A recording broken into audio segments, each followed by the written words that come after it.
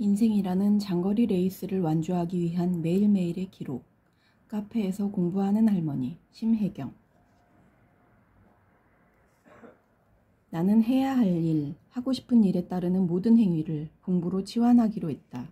현재의 삶에 갇혀 더는 생각이 자라지 않을 때는 새로운 생각이 필요하다.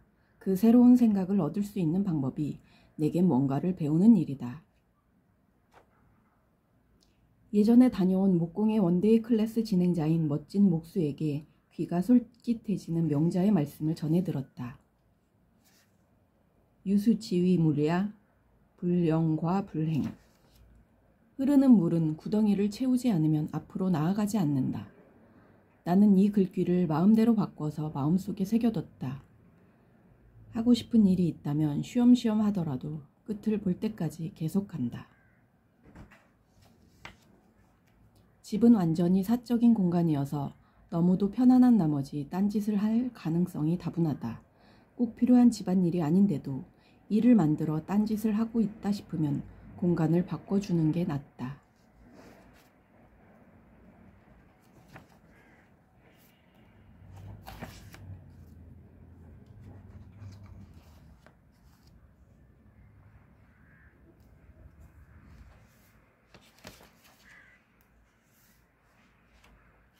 나는 왜 몇 년씩 공부해도 입이 안 떨어지는 일본어와 중국어를 계속 공부하는 것일까? 그리고 어쩌다가 번역가가 된 것일까? 가슴에 손을 얹고 생각해봤더니 모두 다 책 때문이다. 내가 실증 내지 않고 끈질기게 붙잡고 있는 유일한 문화활동은 책과 영화다. 그중 책은 손 닿는 곳에 없으면 그 즉시 풀이 죽고 정신이 혼미해진다. 외출할 때 가장 먼저 챙기는 게 책인데 읽고 있던 책 한 권은 물론이요. 여분의 책을 하나 더.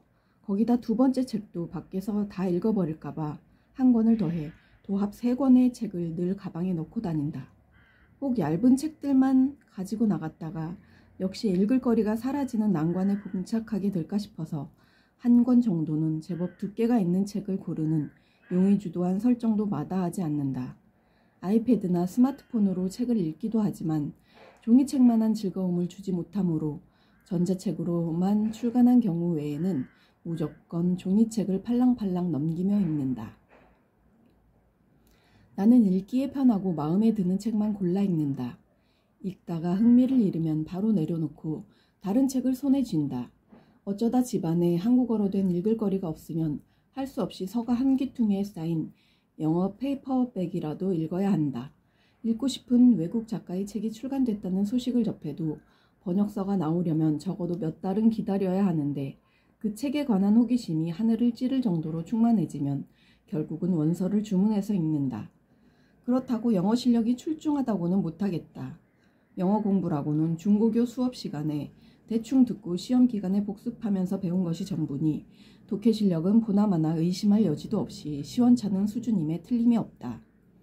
영어 회화 실력 또한 길 가다 외국인이 말을 걸면 피할 정도까지는 아니지만 가까이에 한국 사람이 있으면 가능한 한 소극적인 응대로 짧게 말을 끝내는 스타일을 고수하는 편이다. 하지만 원서를 끝까지 읽어내는 게 내게는 생각만큼 어려운 일이 아니다. 성격이 급해서 영어로 된 책 읽는 속도도 초고속이며 관심이 가지 않거나 흥미 없는 부분은 듬성듬성 건너뛰며 읽기 때문이다. 어려워 보이는 책은 아예 원소로 읽을 생각조차 안 한다. 오로지 재미있어 보이는 소설책이나 동화책만 읽는다. 원서를 끝까지 읽어내는 나만의 기술이 하나 더 있으니 그건 바로 모르는 단어가 나와도 모르는 척 외면하는 것이다. 별 이유는 없고 단지 책 읽다가 사전 찾기가 귀찮기 때문이다. 궁금해서 죽을 정도로 그 단어의 뜻을 알고 싶다면 사전을 찾아야겠으나 내가 경험한 바로는 모르는 단어가 있다고 책의 첫머리부터 사전을 찾아 읽다가는 서너 페이지도 못 넘기고 책을 내려놓게 된다. 어휘력이 부족한 상태로 원서를 읽으면 지루할 수도 있는데 여기에 사전까지 들춰보면 흐름이 끊겨 독서에 집중할 수 없기 때문이다. 헌책방으로 나와 앉은 영어 원서들의 대부분이 앞 페이지에만 읽은 흔적이 남아있는 걸 보면 내 짐작이 틀림없는 것 같다.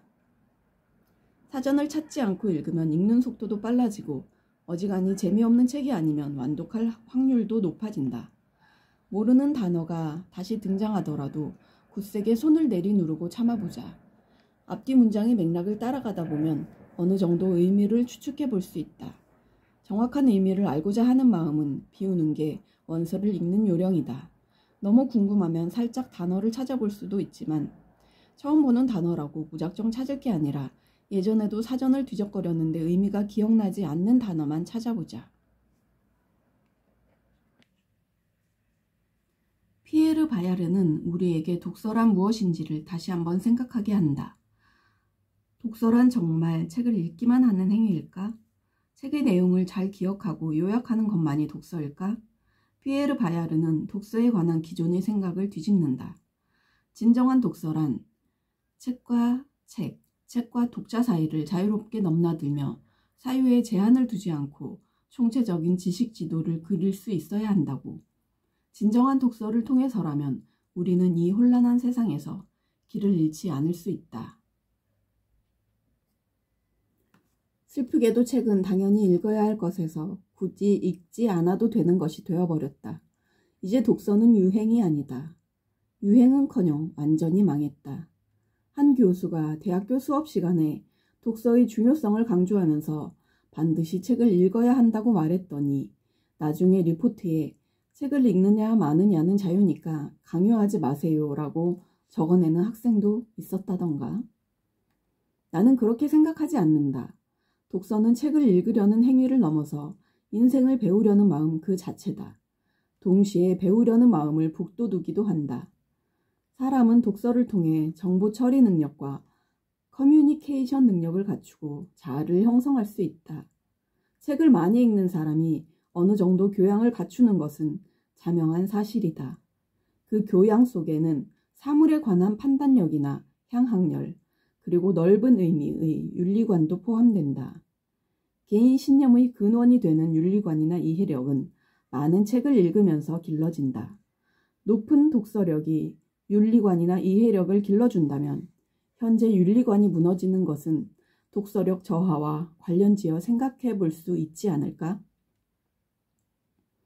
진나라 시황제는 실용서적을 제외한 모든 사상서적을 불태우고 유학자를 생매장하는 분서갱유를 단행했다. 한때 한국에서도 나쁜 사마리아인들 왜 80이 20에게 지배당하는가와 같은 책들이 불온서적으로 낙인 찍히기도 했다. 모두 사람의 생각에 책이 지대한 영향을 끼친다고 생각해서 생긴 일이다. 그래서 독서는 위험하다. 기존의 당연하다고 생각했던 가치관을 붕괴시키고 자신과 세계를 변화시키는 힘을 가지고 있다. 그렇기에 독서는 우리와 상관없을 수가 없다. 오히려 올바르게 가져야 할 기술이다.